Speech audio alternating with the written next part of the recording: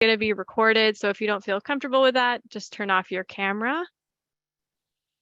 And I just want to go over a few upcoming opportunities. So our big one right now is that we're recruiting for our high school youth leadership council right now. It's a group of about 30 high school students from around the city. They help us on a lot of really cool like youth climate projects that we do throughout the year. So the big things that they're involved in are planning our youth climate summit, working on climate action plans for their schools. And this year, a big thing they're going to be doing is visiting different sustainability landmarks across the city to really learn from organizations directly about how different people are approaching climate action. So we're super excited this year to be back fully in person. The students will meet once a month. So if you know any high school students that you think might be interested, please encourage them to apply. Applications are open through October 11th. We're also hosting our first in-person training of the year on October 12th. It's a full day training all about air quality monitoring and environmental justice. So it's really all about project-based learning, teaching teachers how to use the air quality monitors to do studies about air pollution in their communities, and then how to use that data to start taking action in their schools. So it'll be very cool. It's hosted, we're co-hosting it with the Children's Environmental Literacy Foundation. They do great stuff. So I think it's going to be an awesome training, and it'll be one of many that'll be coming out from us in October. So please register and join us on October 12th. And then finally, we've kind of redone our sustainability website. It's called the Sustainability Hub now. This is where you can go to get all sorts of resources, upcoming opportunities, grants, opportunities from our partner organizations, a lot of really good material here for either just getting started if you're a new sustainability coordinator, or really doing a deeper dive, learning a lot more about climate education, about the kinds of facilities support that we do for our schools too. So check it out. So without further ado, I'm going to hand it over to Colby, who is one of our amazing members of our climate education leadership team, to talk to us about educating a climate engaged citizenry. Thanks, Thank you Colby. so much, Eliza. I'm going to mute because there's some horrible loud noises outside. For sure, for sure. Eliza, if you could just help me out by posting the Mentimeter link in the chat when we get there, will be one of the first things. I might be able to, but not sure as I'm presenting. All right, y'all. Thank you so much for being with us this afternoon. I know, like we already mentioned, it's kind of a crazy timing. We're just at the beginning of the school year where a lot of things are happening, but so appreciative of y'all taking the time to be here. And I think it's just a great opportunity to kind of get us in the sustainability mind as we're starting our planning for the school year and making sure that that's a big component in all of our classrooms going forward. So my PD today is focusing on this idea of how we can bring our students into being an educated, climate engaged citizenry when they leave our schools. And so my name is Colby Zentner. I have my email here if anyone would like to contact me at any point. I'm a Spanish teacher at the High School of Economics and Finance in Manhattan and Financial District. And I'm the chairperson of the New York City Department of Education Climate Leadership Team. So we are gonna start out with a little do now. Either through the QR code, but as we're all on computers, probably that link will be the best bet. If you can just pop onto that Mentimeter link and answer our question of what does climate action look like to you? What do you think of when we think of climate action? And you're all welcome to put in a few responses there.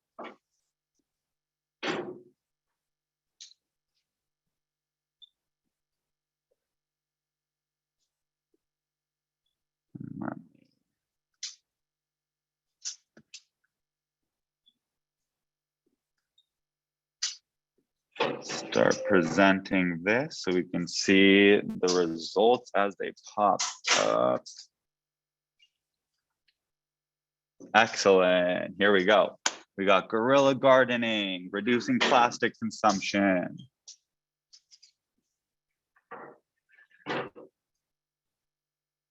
Feel free to put in a couple. Making others aware of recycling, super important. Right? As educators, it's not enough to just take in information ourselves. We got to spread that information out to others. Excellent, excellent. Looking closer at climate change and taking action in different ways. Absolutely.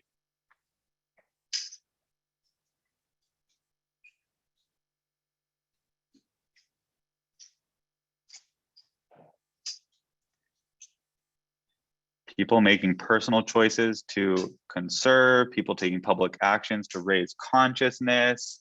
Fantastic. No more fossil fuels. Hell yeah. We need to definitely end our dependency on fossil fuels is a big one. Continuing to spread the word. Absolutely.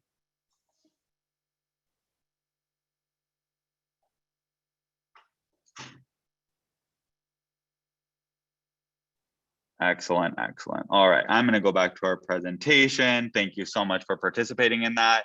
And you guys put exactly what I was hoping for, right? We kind of have a gamut from something as small as recycling to as big as ending fossil fuels, right? And those are all part of solving our climate crisis, but those are also two very different things that we're shooting for. So we're going to talk about kind of this balance of individual action versus collective action, and how in the United States, we focused a lot on that individual action side of things, but in reality, to get to something as big as eliminating our dependency on fossil fuels, we really got to strengthen our collective action muscles. So a lot of today is going to be looking at kind of that dichotomy between the two types of actions and how we start to foster kind of the whole spectrum of climate action and not just individuals.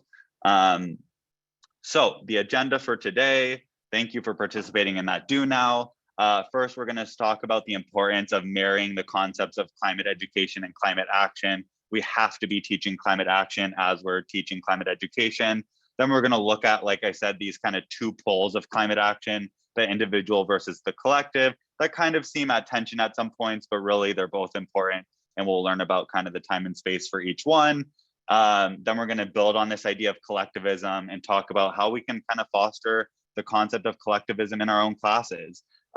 Finally, we're going to shift gears a little bit to take a look at the two major climate legislations that were passed. Thank goodness we finally got some movement from our policymakers on climate change. Is it enough? What does it look like? We'll talk about that a little bit. And then finally, we'll end with kind of a merging of our first and second discussions. And how do we kind of bring this together with our students? How do we connect the idea of climate action with also civics, which is really how we're going to get to these big level solutions.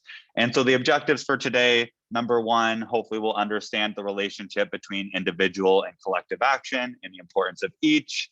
Number two, gain some resources and tools to foster collectivism and climate action in our classrooms. Number three, learn about the current snapshot of climate education. And finally, understand that vital connection between climate education and civics. All right, so just to start us off, I wanted to start with this nature study that shows how our students are reacting to climate change, right? They're the young people right now. They're the ones who are going to inherit this earth for the longest amount of time. So it's really important that we're centering them in this topic. And so unfortunately, as we can see from this graphic, and throughout the presentation for all the studies and stuff that I'm referencing, I have the links and all the source information in the presenter notes, and you'll all be receiving a copy of this presentation at the end. So a lot of links and good stuff for y'all to look through. And so here we're seeing that the number one emotion associated with climate change is this idea of climate anxiety. And we can see it's almost universal across the board for all the youth. And this was like ages like 15 to 25. And this was some global data. So 27% extremely worried, 32% very worried, 25% moderately worried, and with that 11% a little worried, it's pretty much everyone. Only 5% say they're not worried. And if we look at these other emotions that are connected with the idea of climate change, a lot of negativity, right? We see sad and afraid way up there, anxious, angry, powerless, guilty, totally reasonable and rational emotions. And finally, optimistic, a little lower on the list with 32, and indifferent 30. So the reality of the situation, most of the youth understands what's happening. They understand the severity, and they are feeling this personally. They are feeling this emotionally. And I think it's just important to keep this in mind as we teach about climate education, because we want to help this. We want to increase these feelings of hope and optimism and try to lessen these extreme amounts of anxiety that our young people are feeling today. And where does this anxiety come from? Well, a big part of it comes from the fact that the people who have power in the room, our policymakers, are not doing anything about the problem, or not matching the needs of the time. It's an inadequate governmental response, and that is what is causing this anxiety. So a couple of interesting excerpts from this study. The decision that those in power are making now will have the greatest impact on the youngest and future generations, but they feel dismissed and ignored. We must consider the futures of young people, listen to their voices, and place them at the center of decision making. And a quote from a climate activist, 19-year-old, "It's so damaging to put this problem on the shoulders of young people. Hope needs to come instead from palpable structural change." I think it's incredibly important for us as educators, when we're talking about this topic, to understand the weight, the severity, the heaviness that comes with talking about climate change. And we need to make sure that we, again, are not adding to this climate anxiety, but rather leading them in a solutions-oriented way to foster those feelings of optimism and hope and teamwork, and not just the negativity and the hopelessness that is very prevalent today. And so that's why one of my main things with climate education is that we have to tie action with education. Because the reality is the current situation is pretty bleak, right? We're on the path to exceeding that 1.5 degrees Celsius of warming. That's when things really start to get bad, with 2 degrees, 2.5 degrees, even more so with extreme weather events, extreme biodiversity loss. And we're already on the path to exceeding that 1.5 degrees Celsius of warming. Like I said, average wildlife populations have already dropped by 60% in the last 40 years. Not only is this impacting human beings, but we are also devastating our environment and the species that we share this world with. And the last one hits home to us here as New Yorkers a lot. Extreme heat and weather events have become more frequent and severe. We already have felt that really intimately as New Yorkers with our recent hurricanes, floodings that have taken the lives of New Yorkers. I'm also from California. California is constantly on fire every summer nowadays. So we're already living this, and it's only going to get worse as warming continues. So if we're only informing and educating students about the climate without that action component, we could be falling into the trap of actually increasing the negativity, the anxiety, and those bad feelings. So that's why tying it to action is so crucial. So we're giving them that outlet to work towards solutions, to feel agency, and to not just fall into that doom and gloom trap that a lot of adults, frankly, have fallen into with respect to the climate crisis. And a lot of this has to do with how we communicate ideas about climate change. And these kind of short, quick and easy 5 phrases come from Yale's Climate Institution on how to communicate about climate change. I modified the last one a little bit, but these kind of main 5 bullet points help us remain focused on the crucial elements. Number 1, it's real. Again, we know that, especially as New Yorkers, a lot of places in the country and in the world, it's becoming harder and harder to deny the existence of climate change. It's real, it's bad. Again, seeing the devastation of our ecosystems, of the other species on this planet, and the harm to us human beings. It is us. Yes, Earth has gone through cycles of heating and cooling throughout our history, but we know that the current cycle of warming that we're in is definitively caused by humans. Experts agree. People love to focus on that 1% or ridiculousness of scientists that might not agree. It's like 99% of scientists are in total agreement. Human caused climate change. And the last component, these all have to be together, is there's hope, because we can fix it, and we have to fix it. And so it's important to kind of keep all of these together. We don't want to focus too much on just the it's real, it's bad. It has to be the combination of all of these components. And today we're going to be focusing on this kind of last crucial component of we can fix it, building towards solution. And the problem is, we love our dedicated climate individuals. I'm sure we all relate to our friend here in the middle, right? He is recycling. He's making sure his coffee cup ends in the right bin. It's actually a tricky one because coffee cups are actually paper cups lined with plastic. So his lid could be recycled, but the cup we're kind of screwed with. And that just kind of goes to show the limits of individual action, right? It's complicated. This really is not an individual problem, right? But we love these people. We love the people who are doing their proper waste separation at home. They're composting. He takes his bike to work instead of taking a car. Or public transportation is a great option. Opting to reuse clothes or thrift instead of constantly buying and consuming new materials, using a plastic water bottle, reusable coffee mug, taking your reusable tote to the grocery store, right? Amazing. And this is super important. And we love everyone who's doing this. I hope we're all doing some of these things. But every one of us in this meeting could be doing all these things until we're blue in the face, devoting all of our energy, and it's not going to solve the climate crisis. That doesn't mean it's not important.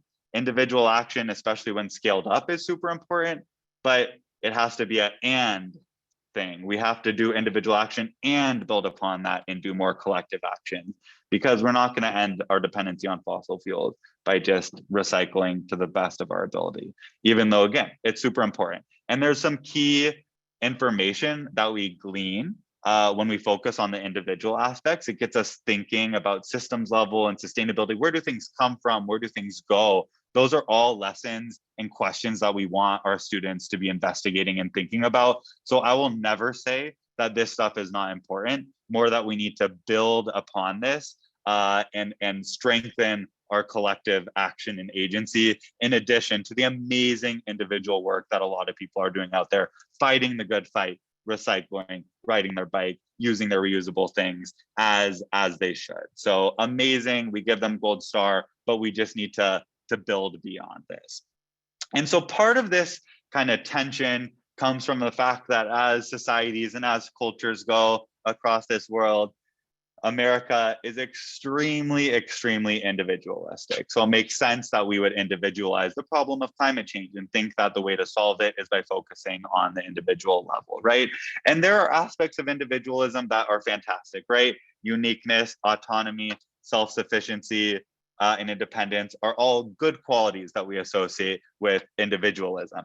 However, when we're dealing with a problem that is very much not an individual problem, like climate change, which is a great example of a tragedy of the commons. And a lot of aspects of climate change are all individual examples of tragedy of the commons. I still remember in my high school AP environmental science teacher, in my AP environmental science class, we did a project on tragedy of the commons where we had this like pond and we were fishing for different candies and Swedish fish and sour gummy worms. And going through that concept of if you have a natural resource of a lake and we have a bunch of fishermen who are incentivized to just fish and fish and fish and make all the profit that they possibly can by selling this fish, eventually we are going to run out of fish in the lake. And so that problem is going to impact all of us, but the incentives on the individual level are to just take and take and take until the problems are felt across the board.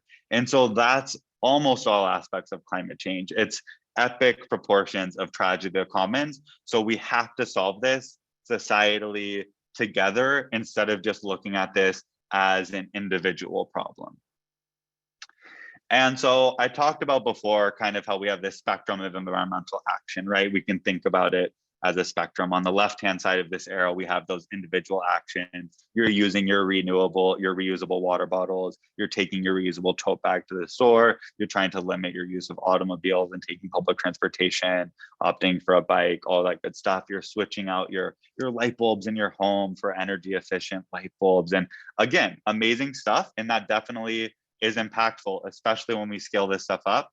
And again, how it just makes us start to think about these concepts of sustainability. It's incredible. However, we are way too heavily focused on the left side of this arrow, and there's a lot more potential action that we could do, right? So in the middle, we see this collective action. And if we want to think about this in a school-based system, right, this could be individual action. We're teaching our kids the importance of not using cars, or teaching kids about the importance of having a reusable water bottle. Then collective action. We're now starting to work as a group to come up with solutions, working together. Maybe we are going to plant some trees, take care of some trees in our local school environment. Maybe we're gonna lobby some of our Congress people or representatives as a classroom to amplify the power of our voices. Maybe we're gonna say that despite our school not having a great recycling policy, we are gonna make sure that in this classroom, we are collecting all of our number ones and twos and our cans and all of our really recyclable materials. And then that can yield us to institutional change, right? Maybe we want to start attacking the whole school and making sure that we're amplifying this even more. Or maybe we're looking at the DOE as a whole, right? We need to get bigger and bigger in how we're thinking about changing these systems to making sure that sustainability is not just felt on the individual level, but felt across the board. So we're going to talk about how we can kind of shift ourselves and build out our spectrum of environmental action, a little bit more of the center collective action area, and that'll help us yield some more institutional action, which is where we need to be at the end of the day if we want to reach a goal as large as getting us off of our dependency on fossil fuels. That's going to require an enormous amount of collective and institutional action, and honestly is impossible if all we're doing is focusing on the left side of that arrow. We can't recycle our way out of our dependency on fossil fuels. It has to be utilizing our collective and institutional agency to make those changes. But like I said, we love all aspects of the arrow, and there's a lot of important things we can learn, important concepts from that individual action. So here I've gathered some of my resources because truly, I don't want us to think that we need to stop recycling or we need to stop focusing on our reusable water bottles. Those are all key components. It's just building out that circle and doing even more. So if we want to think about individual actions, right, we can do home energy audit and start to think about what appliances in our households use the most amount of energy. Maybe I should be unplugging some of my stuff at the end of the day. Maybe we don't have to use these things at the peak times. You could also do that in the classroom level as more of like starting to build that out as more of a collective thing, right? And do a classroom energy audit and to think about when we leave school at the end of the day, what are these small, simple steps we can take to save energy and be more efficient? There's an ecological footprint calculator that I love to do and show my students, right? And it asks you questions about your living environment, your diet, how you get to work or school on a daily basis, how often you fly during the year, and then kind of shows you how many Earths would you need if everyone on the planet lived your way? I'm like, I think I do a pretty good job, and we would still need multiple Earths for me. So that just kind of goes to reinforce that idea of it's not enough to just be focusing on the individual, especially as Americans, because we use way more than our allotted share of planetary resources. And then again, the personal consumption stuff is super important. I have some great video resources that I love on this slide. So there's an incredible, just before we were getting started today, we were talking about recycling and which plastics are recyclable. There's a fantastic episode of Last Week Tonight with John Oliver that talks about how the ones and the twos and the fives are very recyclable, other numbers not so much, and gets into kind of the nitty gritty of the why. There's a great episode of Patriot Act with Hassan Minhaj that talks about fast fashion and how a lot of our microplastic issues come from clothing, because if clothing isn't made from something like cotton or hemp, it's probably some sort of oil and plastic material, right? And what do we do with clothes all the time? We're washing them and drying them, and they're constantly being agitated and moved around. So those fibers end up breaking into smaller pieces and smaller pieces. And now we're at the point where we are consuming, students love this one too, a credit card's worth of plastic every single week. And that's from the air we breathe, from what we're drinking. It's everywhere. And it's a little scary. So we got to stop that stuff. So it's important for them to have this knowledge. Where are these sources coming from? How can we do our job to help mitigate these things? On a personal level, the worst thing you could do, as you would see in the footprint calculator, and where I lose a lot of points, is flying. But the best thing you can do on the individual level, it's hard being bi-coastal, okay.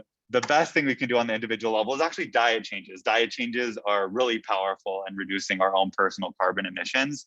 And I really love this video from the University of California, because a lot of students kind of shy away from this idea that I'm, as a vegetarian myself, they think I'm like pushing a vegan agenda on them. I'm like, no. This video actually shows vegan diet is of course the best for the planet, vegetarian's right up there. But almost in line with a vegetarian diet is the Mediterranean diet, which is not a vegetarian diet. There's a lot of fish, there's some poultry in that diet. So it just goes to show that we can be a little more conscious about the choices we're making in terms of their emissions, and those things matter. Finally, there's a little activity. You can make a reusable tote bag out of a shirt, an old shirt, right? There's a lot of things we could do to just start empowering our students with this knowledge of how to be thinking about these ideas of sustainability and how to start incorporating them into our lives. And I think to get to the right side of the arrow, it is important to start at the individual. So again, that's why I'm including these resources. I will still say the individual is super important. It's all about taking this, starting with this, and then building onto it. And there's so much power in moving beyond the individual, even from the get-go. Even if we think we're focusing on the individual side of the arrow, you're really already doing more than that as educators. And a study that I absolutely love, also from Nature, is showing the impact that students have actually on their families. So when we're teaching our children and students about climate change, they are automatically taking that home with them and influencing their families. And like, even if that was all that we were doing, like that is extremely meaningful, impactful, and powerful, right? And the study shows, and again, I've linked all these things, that it even is able to cross-cut political differences, party differences. So super powerful. Kids have a lot of influence on their parents. So if we're able to influence the children, they then in hand are going to take this and influence all their circles. So that's fantastic. It's almost already happening on its own. We just want to be even more deliberate and diligent in expanding those circles and building the influence of our climate action. And another important thing is that we have to look at successes. And that means looking at history and acknowledging where collective action has really flourished and done a ton for society and benefited the well-being of humanity.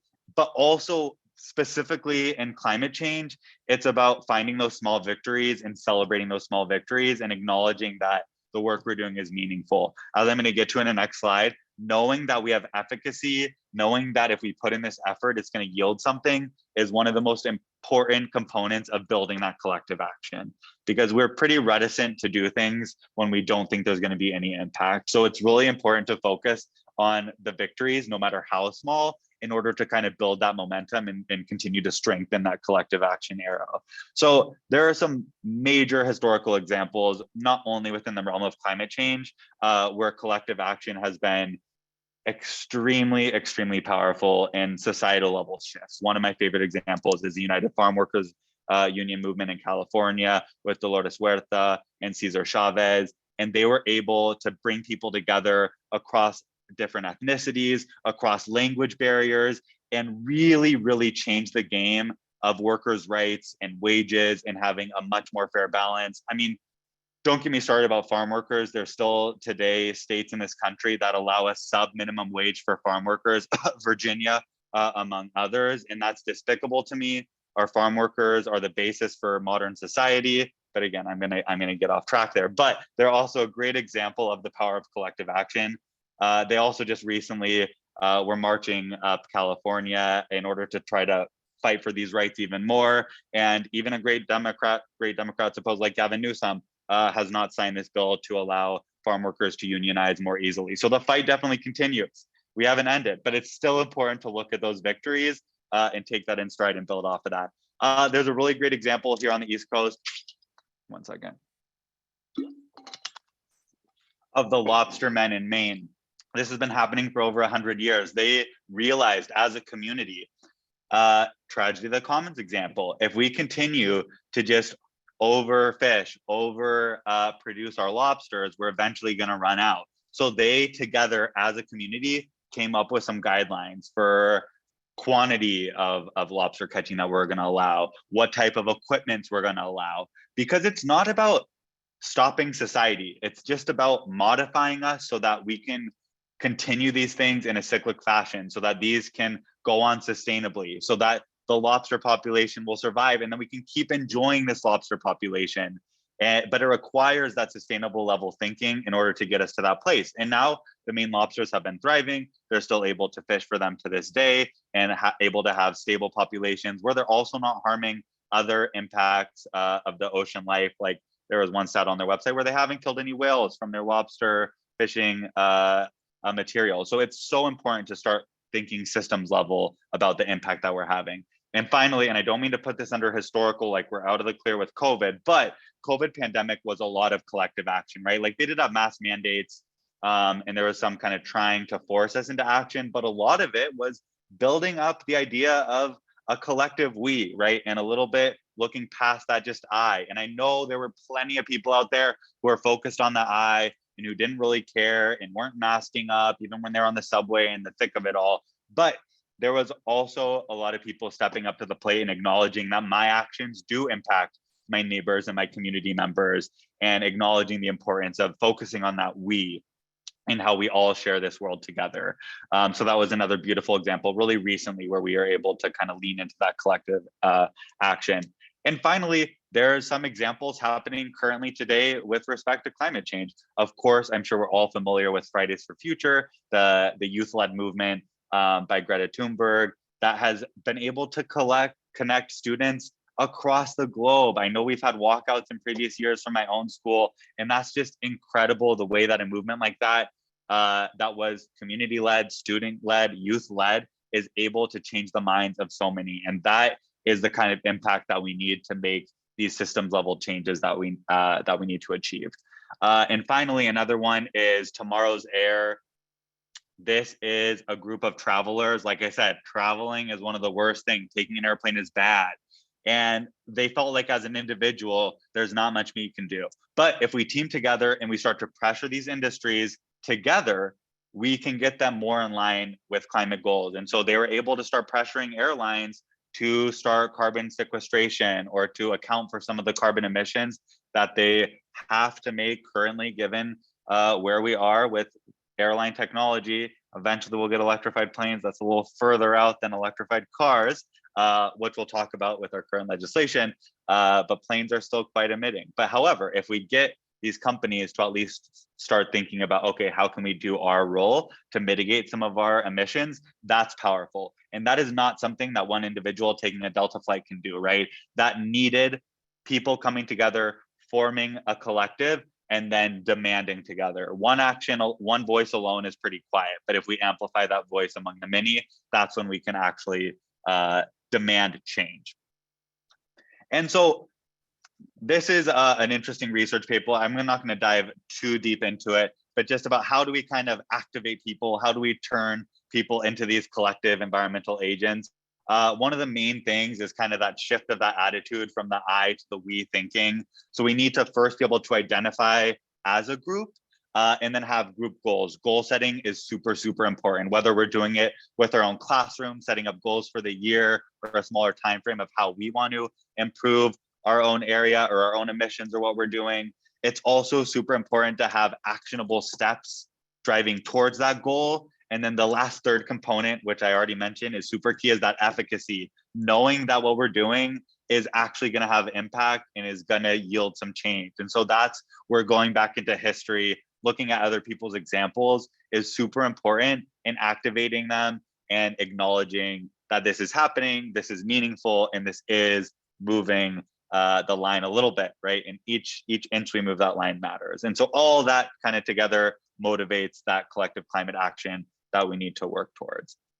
And so part of that thinking of moving from the I to the we, again, we're in America, we have this very individualistic thinking. I think as educators, we can kind of go back to the basics and just think about some of the principles of how we run our classrooms and just fostering that idea of collectivism, that we're all in this together as a classroom teacher. So here's just a few ways, not directly even related to climate change necessarily, but all can have ties to climate education. Number one, getting failure out of the classroom, right? I love the idea of a classroom where you start and you're saying, we're all going to succeed in this classroom, right? We all might have different pathways to get to success. We might have to redo and retry, and we might struggle with a lot of components, but everyone is going to get to that successful finish line at the end. And I think that's an important way to frame climate change. Like I said, the doom and the gloom in climate change is very real. And I think we just need to get rid of that. That's not going to activate anyone. That just turns people off. There's already enough negative emotions about climate change. So we need to stop thinking about the failure and lean into that building towards solutions. Rewarding peer support. It's super important. There's so much collaboration in life. And a lot of times we compartmentalize and individualize in the classroom, sometimes for necessity, but making sure that we're giving these opportunities where peers can work together, where we're not just giving group work for group work's sake, right? Oh, I gave this activity last year, individual. Now it's just going to be a group assignment and we work together, but really mindfully designing tasks that are interdependent, right? Someone's doing this component of the task, someone else is doing this component, but they have to mutually depend on each other. Building and fostering that sort of connection among a community or a group is super, super important. So even building projects like that in your classroom is so meaningful and starting to kind of build those group dynamics that we need to get to that collective action. Valuing story time and storytelling in the classroom. A lot of times when we deal with climate education, we're throwing a lot of facts and statistics at people, and they seem kind of crazy, but numbers don't always transmit the picture that we want to transmit. But oftentimes through a story, hearing about individual experiences, that can really paint a more vivid picture than we might get by just looking at data and numbers sitting alone. And finally, routines of affirmation, right? That goes back to this idea of like celebrating the small wins, encouragement, looking at the good that's been done and using that as kind of a guide light to moving forward. I'm actually going to skip this. You can look at it in the presentation, but just some interesting characteristics of the differences between a more individualistic centered society or grouping versus collectivist. And now we're going to shift gears a tiny bit to look at what the heck are policymakers, our government individuals, the people who should be in charge, who should be taking control and fixing this crisis, although we know that's not happening. And so it has to be both a bottom up and a top down. And right now the top down is not nearly meeting the needs, especially earlier this year. Earlier this year, the only law that the Biden administration had passed that was even somewhat climate related was the infrastructure bill. And a few months ago, it was looking like they weren't going to get anything else passed. So they were really like, oh, climate victory, infrastructure bill. And like, as we read out this stuff, nothing's bad, right? Investments in public transportation, we love it. Electric vehicle infrastructure, fantastic. Cleaner school buses, electrification, great. Resilience funding, we already know we need that. Definitely here in New York, other places as well. Clean drinking water, again, New York and elsewhere. Pollution cleanup, New York and elsewhere. And energy grid updates. Those are all great things. Fantastic. Drop in the bucket. This is not anywhere near the changes that we need to be making in 2022. I was extremely disappointed. This was getting me a little doomy and gloomy. Holy cow, this cannot be the only a climate legislation that we pass in this administration. They tell us, oh my gosh, we have to vote. It's so impactful. Republicans don't believe in climate change at all. Okay, let's do something. And this was the bare minimum. Then we recently, this summer, got the Inflation Reduction Act passed, which is kind of a weird name, but it was most of Biden's kind of Build Back Better, what he ran on. A lot of it got pared down, but a decent amount of the climate bill actually was maintained in this Inflation Reduction Act. So I have a couple of links here where you can kind of dig more into the details of some of the funding. But the overall here is this one is much more significant and is actually going to make a dent in the crisis. Is this on its own going to stave us off from 1.5 degree warming? No, but we're building the pathway to feasibly get there. So this bill, top line, puts us on the path to roughly 40% emissions reduction by 2030 and would be the biggest investment in climate in US history. The second part doesn't do much for me. I would hope this is the biggest investment in climate because we haven't been investing in climate. So that doesn't do too much for me. But the 40%, I was like, okay, let's look at the 40%. First of all, what year is the 40% reduction going off of? It's going off of 2005. So then I thought, but when did we peak?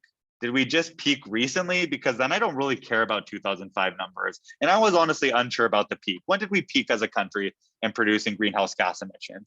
And it was actually in 2007. So if we're doing a 40% reduction by 2005, by 2030, like that's actual tangible progress and moving in the right direction. So there are definitely things to congratulate and use as victories in this bill. And I think it's more impactful when you kind of get down to the nitty gritty and look about what this individual funding is going to do.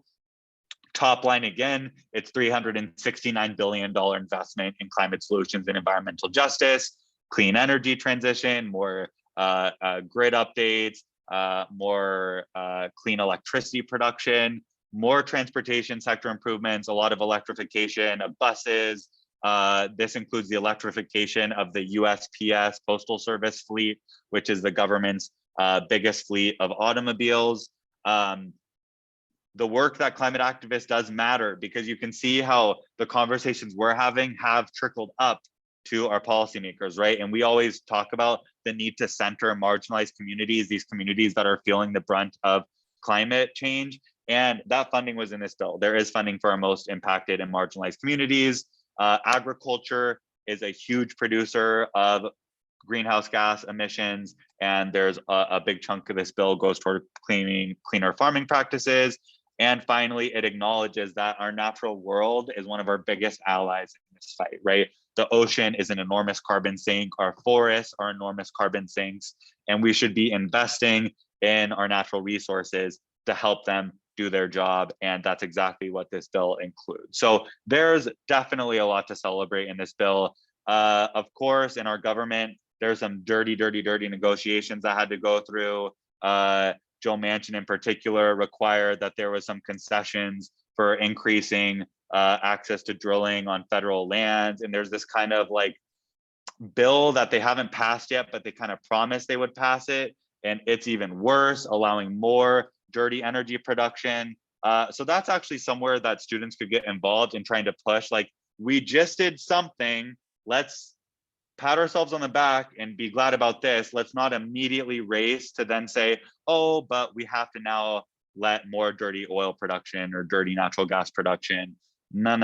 So it's too much back and forth and really concession to fossil fuel industry. But our politicians are in the pocket of big money. Fossil fuel companies have a lot of big money. So there's an enormous amount of corruption that goes on in our government and causes things like this. But again, it's important to focus on the victories. And this was actually a big victory. Made me feel a big sigh of relief to know that, holy cow, we actually have passed a major climate bill. We're making some progress. And this will be exciting to see. A lot of this is like grants and money that's going to go to states, money that's going to go to communities. And a lot of things are really done on the local level. So advocating to making sure these funds are going to be used for the right purposes on the local level is super important. So there's a lot of work that continues. The passage of this bill is truly just the beginning. So where do we come into this? How does this relate to climate education in the classrooms? And how do we kind of tie this all together? So what we really need to do is kind of connect climate action and civics. And I know that talking about civics and talking about politics can kind of be the electric third rail in education, but I think we need to get past that. Everything is political in this world. Education is political, climate change is political. And part of education, in my mind, is preparing students for life beyond the classroom. And we live in a democracy, and a democracy is not a spectator sport, it's a participator sport. So we have to educate them. What does it mean? What does it mean to turn 18 and to start to vote? What is the responsibility of a member in a democracy? And I think these are conversations that we need to lean into more as educators. And I understand the discomfort and the regulations and all that stuff, but we got it. And the reason is we have our scientists. Our scientists say we got to do X, Y, Z. The numbers look bad. Here is where we're projected at going. And here's what we need to do.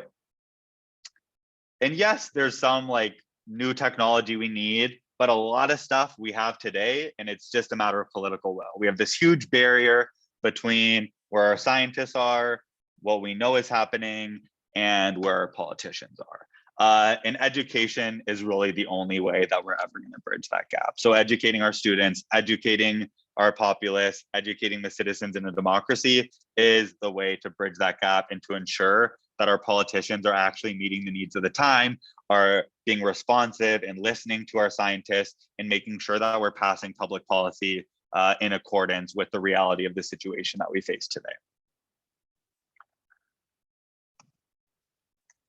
All right. And then I have to give my 2 cents on 16-year-old voting age. I think this is a super important thing that we should be working towards as a society, and this is why. Again, I think there's too much of a disconnect between democratic participation in our schools. I think if we democratize schools, give agency to students within schools, I think that'll really help fix our democracy. And one major way I think we can get there is by lowering the voting age to 16. Why? Then the coming of age of a voter would align with high school education. Right now, with an 18-year-old voting age, there's a big chunk of our students who aren't even eligible to vote by the time they graduate high school. Does that mean we shouldn't be educating our students as if they're going to be members of a democracy? No, it's just a lot easier to do if that process is happening while they're in the hands of public education. So I see enormous potential there. And I think that's something we should all fight for. But in the meantime, we're not there. We have an 18-year-old voting age, and it's been that way for a while. But while we are where we are, New York State does allow 16-year-olds to pre-register to vote. So if we're a high school teacher, we have 16, 17, and 18-year-olds. So at a bare minimum, even if they're not eligible to vote, we can get them to pre-register. So I have given the link for New York State, how to register, super easy. You can print out the forms, they can do it online. And making sure that this is something that they're excited to do. Once you turn 18, you get to vote, hype it up, and not see it as kind of just like a task or this whatever thing doesn't matter. And just kind of building on that, I've included now a lot of resources here that I'm just going to kind of breeze through in the interest of time, kind of bridging this idea of education in action. So there's kind of a couple components of action, right? First, we need to make sure we're informing ourselves, and then we need to get that engagement piece. So there's a ton of resources here on how you can help inform yourself, not only on the climate stuff, but what politicians should I be interacting with? Who are my representatives? What are their issues and stances on climate policies? And then there's also tools to help you with the engagement piece. I want help writing a letter to my representative. There's now tools out there that can kind of pre-slug, give you a template for a letter writing, and send it to all your representatives. Make it a lot easier. You don't have to actually handwrite the letters and send it in, although you can do it that way. I love a handwritten letter. But if you want to do from laptops in school and have a whole class send a letter together, there's tools that make it super, super easy. Here's a cool kind of tracker looking globally at how countries are doing. This image was taken before the Inflation Reduction Act. So I'd be curious to see if this bill kind of moves us. As we can see, the US is in this middle insufficient area. Of note, there are 0 countries that are in the 1.5 degree Paris Agreement compatible section, which is concerning, and way too many on the left side in the critically insufficient and highly insufficient, but absolutely disgusting and horrifying that the United States, the richest country that's ever existed in the history of the world, who supposedly has to be the best at everything, is insufficient. Again, curious to see if our Inflation Reduction Act would move us to almost sufficient, but we really should be in that green zone. So there's a little breakdown of our score, and it's kind of fun to have students play around with countries around the world and kind of see how we stack up compared to some other countries.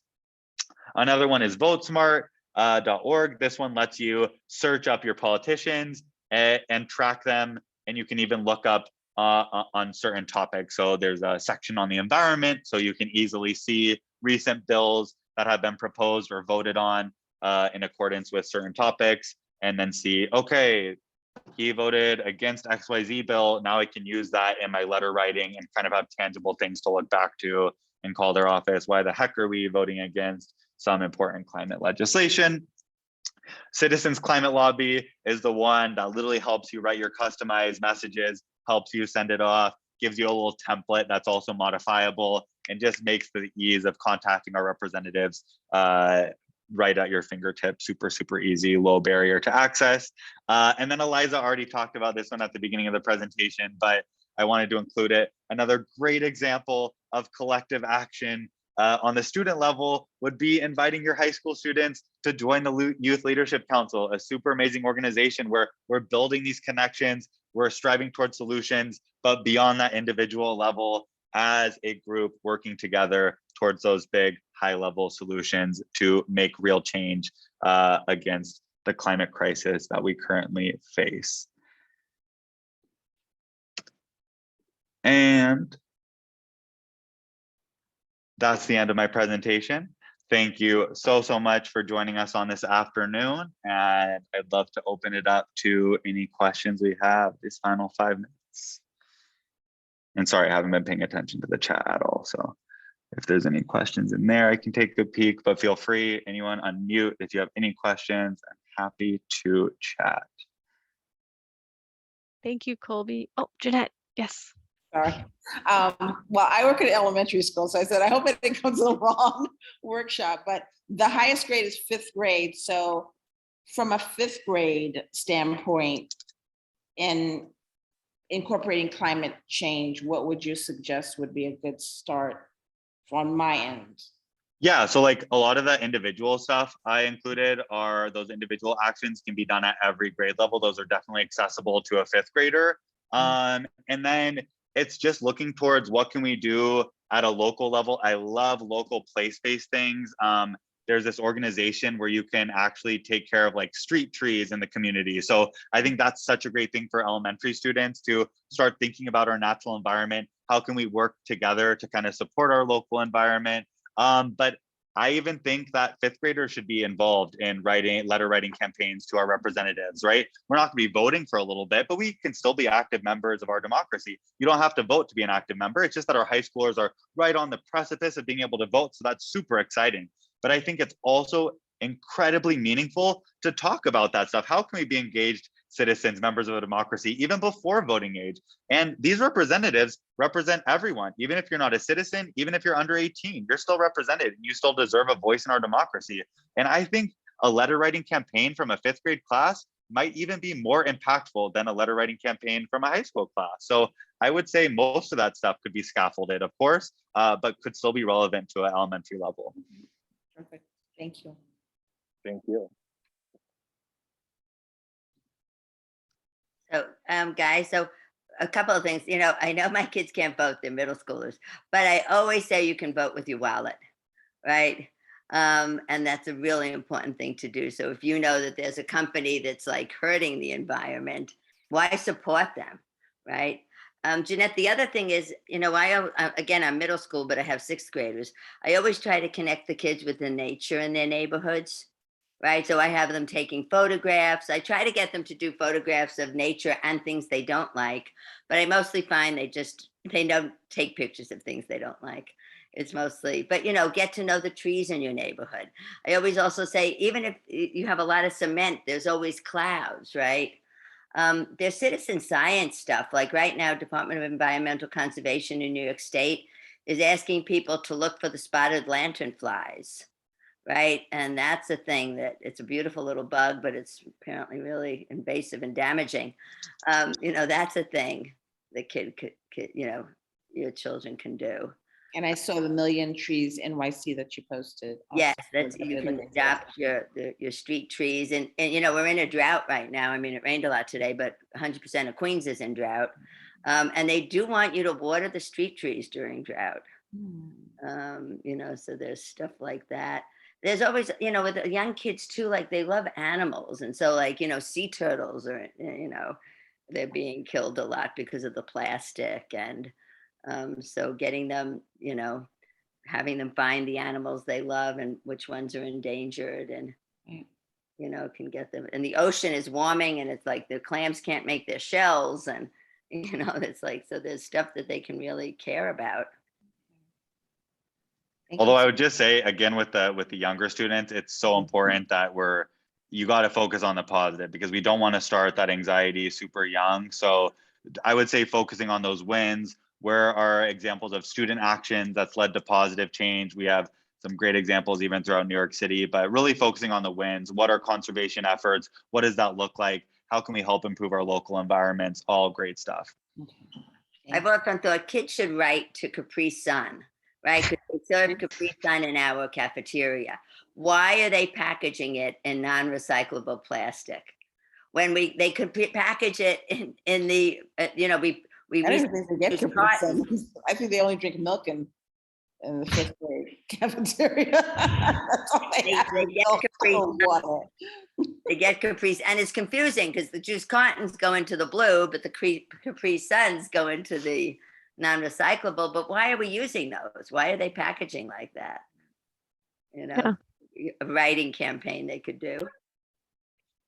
Yeah, those are all really good points. I also put into the chat the What's Good in My Hood like workbook from the New York Restoration Project. It's a nice booklet for like elementary school students to take them from like what Karen was talking about, like investigating their neighborhood and learning like the positive things there and the things that might need, like they might want to work on to like take action in their neighborhood. So it takes them from like that observation of their surroundings to like moving into like civics, starting to talk about civics with young students and talking about who are my representatives and how can we talk to these people that are, you know, supposed to be representing us and how do we take action. So it's a nice kind of like, it has a few like really like kind of contained activities you can do with your students and has a nice arc. So I'd recommend checking that out. Thank you. It's a nice PDF too. Yeah. Any other questions?